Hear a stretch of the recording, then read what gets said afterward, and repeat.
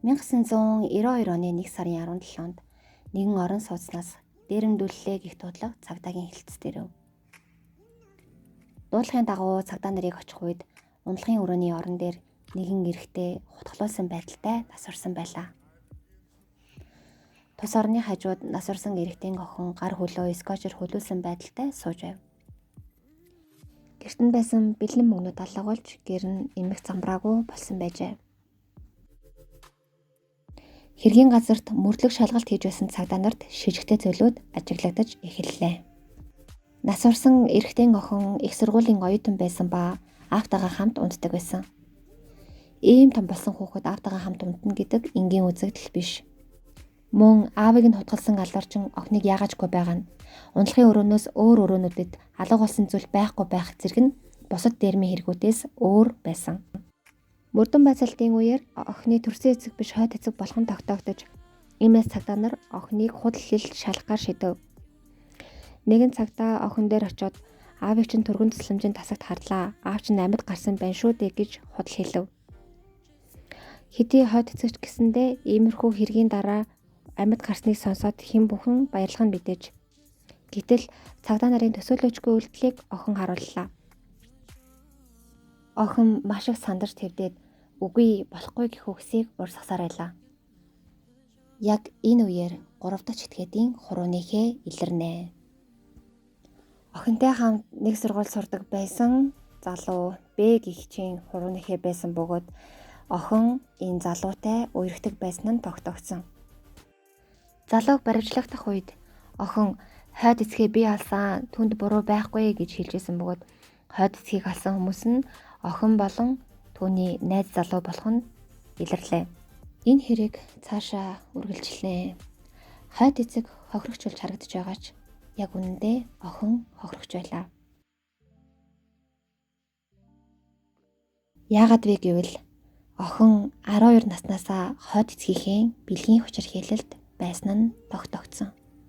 Охиныг анх 7 настай байхад нь ээж нь хойд эцэгтэй хамт амьдарч эхэлсэн бөгөөд нөхөө хүчээр хэлэл 12 наснаас нь эхэлсэн гэнэ. Удаа дараа нууцаар хөнгөн үед энэхүү босромог үйлдэлээ үлддэг байсан ч охины ээж нэг өдөр мэдлээ. Тэгсэн ч энэ үйлдэлээ үргэлжлүүлсээр л байсан. Охины ээжд нь хүртэл үүнийг хүнд ч хэлж болохгүй шүү. Тэгвэл ална гэж охиныг сүрдүүлдэг байсан шигээ сүрдүүлдэг байсан. Мэдээж их хүн охиныхоо ингэж зовж шаналж байгааг хараад хэцүү байсан учраас нэг өдөр зориг гарган дуудлага өгсөн. Охины хойд эцэг шүүхийн удирдах албан тушаалтан байсан тул цагдаа нар хойд эцгийг хараад дуугүй буцаад явсан гэнэ. Ээж охин хоёр маш ихээр сэтгэлээр унж тэр үед итгэл найдвар тэр жигтэй тасарсан гэнэ. Дахин цагдаа дуудлага өгөөгүй, дахиж дуудлага өгөхгүй ч гэж бодож исэн гинэ. Охин их сургууль суралцах болж дотуур байранд амьдрах болсон. Одоо л нэг эрх чөлөөтэй болох нэ гэж боддог байсан ч хойд эцэг болох ярагч нь хичээлийн цагийн хуваарийг нь хүртэл цагдаж бүх үйлдэлийг нь хянаж байдаг байсан гэнэ. Амралтын өдрүүдээр заавал ир гэж тушаана. Эрэхт нь бас л босромог үйлдэлээ үлдсээр. Тэгж яагаад охин Б гих залуутай уулзаж танилцах болсон. Аз болоход Б гих залуу охины энэ хүчирхийлэл байдгийг мэдсэн ч охинд чин сэтгэлээсээ хайртай байсан. Охинд мөн туслахыг маш ихээр хүсэж хичээдэг байсан. Нэг удаа охин найз залуутайгаа хойд эцэгтэрээ очиод бид хоёрын үерхлийг хөлөөн зөвшөөрөөч гэж хүссэн ч түүний хойд эцэг нь хизээч болохгүй. Чи миний нүдэнд дахиж бүү үзэгдэрэй гэж түүний найз залууд хандан хэлж байсан.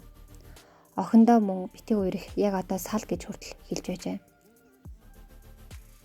Охин болон түүний найз залуу хоёр ямар ч үйлдэл хийсэн хойд эцгийн энэ аимшигт үйлдэлийг зогсоож чадахгүй нэ гэж бодох боллоо. Хойд эцэг гэхийн аратан өхөж ажил энэ бүгд дуусах юм байна гэж бодсон учраас гэрт дээрэмчин орсон юм шиг болгоод хойд эцгийг алцгаая гэж ярилцаж энэхүү үйлдэлийг хийх болжээ.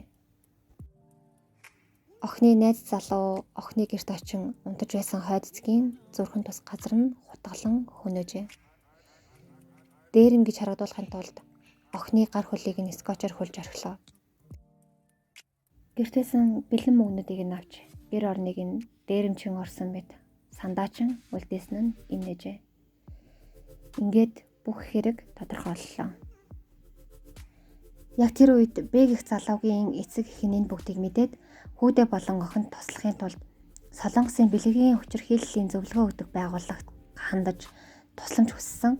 Тэгээ асуудлыг ноцтой болохыг мэдсэн ард иргэд болон оюутнууд охин болон залууд туслахын тулд бүгд чагсаж эхэлсэн байгаа. Мөн 22 өмгөөлөгч үнэгүй үйлчлэх хүсэлд өөрсдөө гаргасан. Охин хэлэхдээ 20-нд байсан буюу шоронд байсан 7 сарын хугацаа өдийг хүртэл амьдарч ирсэн 20 жилээс хав илүү тухтай байлаа. Шүн гэдэг ийм үзэсгэлэнтэй гайхалтай зүйл байсныг анх удаа л мэдэрлээ.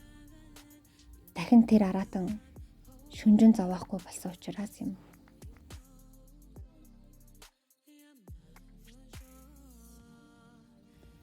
Охины ийхүү хэлсэн үгс нь олон хүмүүсийн сэтгэл зүрхийг шахлуулсан. Охин цаашаа хэлэхдээ би ганцаараа шийтгэлээ хүртэх учраас найз залууг маань өршөөж өгнө гэж хүсэлт гаргасан. Охины найз залуу бич гэсэн хэлэхдээ ээжийн минь дараа орох миний хайртай бүсгүйг хэн нэгэн өршөөлгүй хайр найргүй дэвсэж байгааг хараад би юу ч хийж чадахгүй байгаа нь бол надад үнэхээр өхмээр санагдаж байсан. Би найз охиныхоо хойд цэгийг алсан бишээ. Хайртай бүсгүйг аварсан юм аа гэж хэлсэн байдгийн.